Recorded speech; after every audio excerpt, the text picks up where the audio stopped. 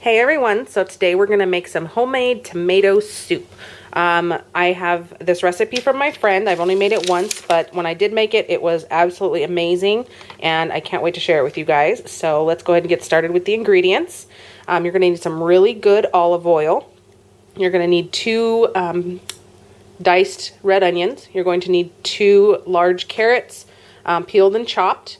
You're going to need some minced garlic.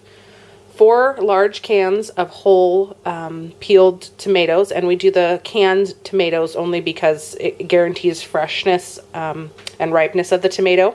Then you're going to need some white sugar. You're going to need about 3 cups of chicken broth or vegetable stock or something along those lines. I like to use chicken broth. You're going to need some black pepper. You're going to need some tomato paste. You're going to need some basil leaves, preferably fresh basil leaves, but Target was out at the time and I didn't have time to run to another store. So I'm going to use the dried for this moment. You're going to need some salt. It says kosher salt, but I don't think it has to be kosher salt. And then you're going to need some heavy whipping cream for the final product. And that's about it. So we're going to go ahead and get started, and I will show you guys step by step exactly how to put it together. Alright, so your first step in the process is you're going to want to peel your carrots, which I've already done, and then you're going to want to dice them up into small pieces. And the easiest way for me to do this is if you have one of these guys right here, the chopper. It gets them really small and carrots don't go flying all over your kitchen. So that's what we're going to go ahead and do.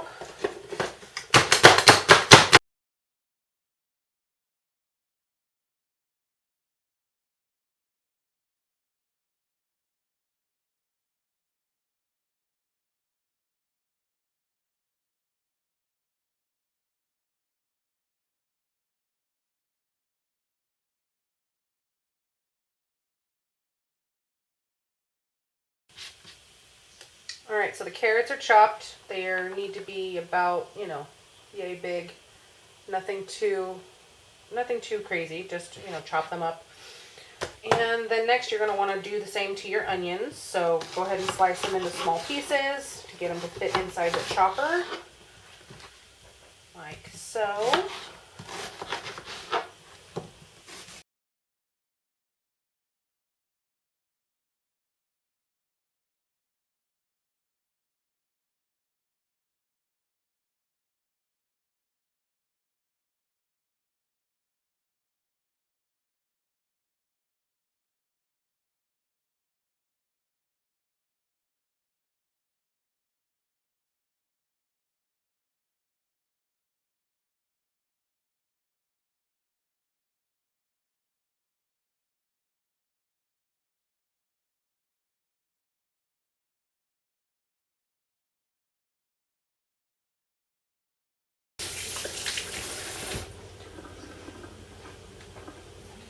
Alright, so there you have it. Your onions and your carrots are chopped up.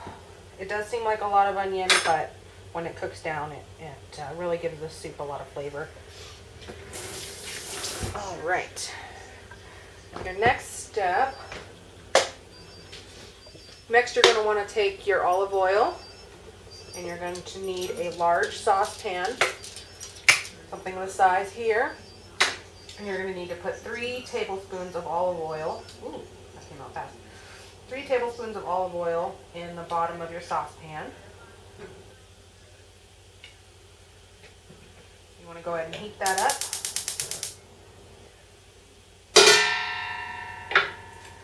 And then you're going to want to go ahead and put your onions and your carrots into your saucepan.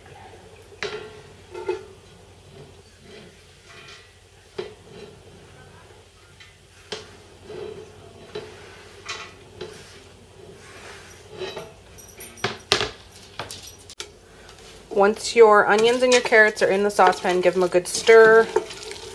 Get them blended with the olive oil really well. And then you want to heat them up and let them simmer and cook down for about 10 minutes. And then we'll go ahead and add some garlic. All right, so my onions and carrots have been cooking for about 10 minutes. They are very tender and soft. Exactly the way you want them. And your next step is going to go ahead and to add your minced garlic. So I'm going to add 2 tablespoons of minced garlic. I love garlic, so I'll probably add a little extra. 1. And I'm actually using my kitchen tablespoon for my cloth diaper detergent at the moment, so that's why I'm using a spoon. A little extra. So I did 2.5 tablespoons of minced garlic, and then go ahead and blend that up with the rest of the stuff. And then you want to let it cook down for another 1 or 2 minutes. Alright, and while the rest of your stuff is simmering, go ahead and open up your cans of tomatoes to save time. So I went ahead and opened them all up, except for this one didn't want to cooperate and the lid wouldn't come all the way off. So that's going to be fun. Opened up my tomato paste. I actually splattered a little bit of tomato juice in my salt, but that's okay. I measured out 3 cups of my chicken stock, and then I got my salt and my basil leaves all ready to go. So we'll be ready to add everything in as soon as this stuff is done simmering. Okay, so my onions, garlic, and carrots are done simmering, so I'm going to go ahead and add the rest of the ingredients. So you want to go ahead and just add everything in. Your 4 cans of tomatoes. Dump carefully because it does splatter. Like that.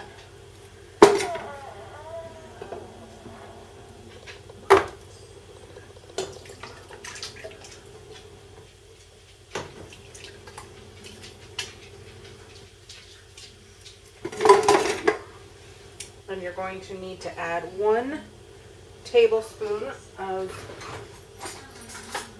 tomato paste. And again, I don't have a tablespoon at the moment because I'm using it in my cloth diaper detergent. Just like that. And then I have everything in here. I have my basil, salt, pepper, and sugar all mixed in this little dish. See details below for the amount of each. Sprinkle that in. And then you want to go ahead and dump in your measured 3 cups of chicken stock or vegetable stock, whatever you're choosing to use. Like that. And then you want to stir everything really, really well.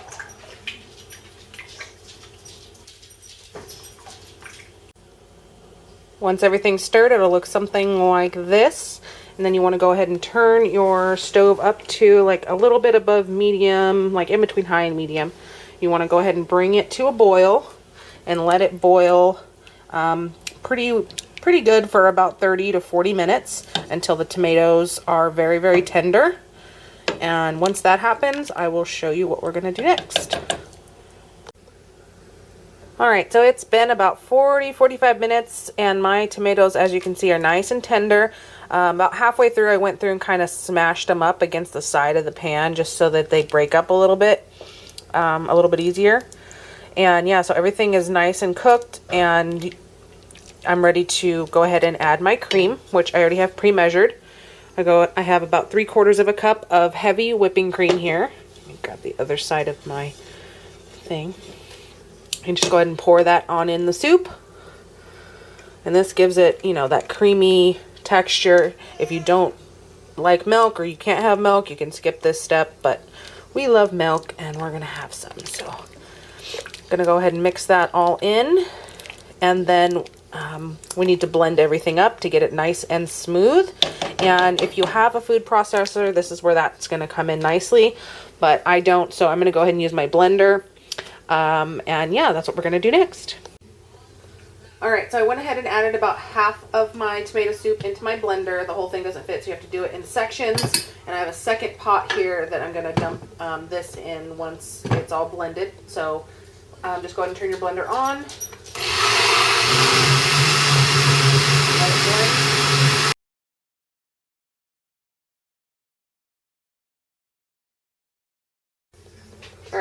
Alright, now that it's all blended, you just need to take it off your blender very carefully and slowly dump it into your pot. If you have a food processor that can hold it all, that's great. Or if you have one of those handheld little ones that you can do it in the pot, that's even better. But I don't, so this is how we have to do it. All right, so now that that is in there, you go ahead and actually keep your blender in your hand and go ahead and scoop the rest of your soup into the blender to do the same thing all over again.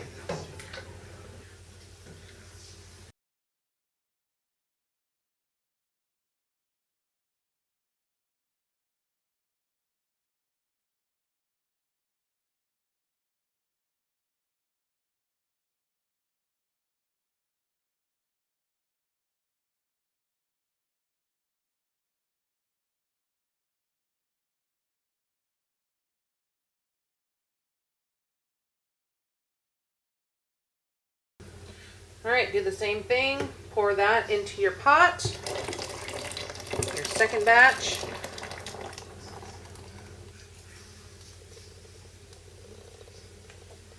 I'm actually going to have to do a third one because it didn't all fit.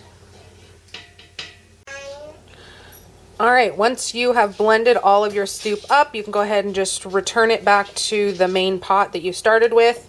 And this is the consistency that you want, nice and smooth and creamy, and you can see all the lovely spices and everything in there. And yeah, it's ready to go, ready to eat. But if you want to get lots of flavor kind of going through it even more, just leave it simmering on real low for a few more hours.